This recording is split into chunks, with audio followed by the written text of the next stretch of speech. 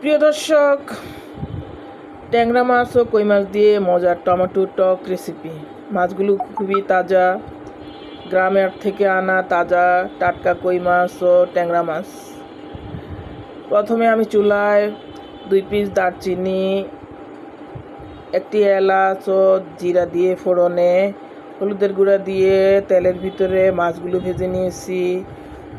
ভালো করে মাছগুলো ভাজা হওয়ার পর এতে টমেটো ছেড়ে দিয়েছি। টমেটো ছেড়ে দিয়ে টমেটোর সমান সমান করে পানি দিয়ে দিয়েছি। তারপরে মরিচের গুঁড়া দিয়েছি, ধনের গুঁড়া, জিরার গুঁড়া সব কিছু পরিমাণ মতো দিয়ে দিয়েছি। এরপর ঢেকে দিয়েছি রেসিপিটা।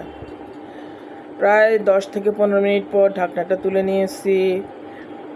আমার টমেটো ও মাছগুলো সিদ্ধ হয়ে ঝোলটা মাখো পর্যায়ে চলে এসেছে। এটা টমেটো দিয়ে দুর্দান্ত স্বাদের একটা রেসিপি।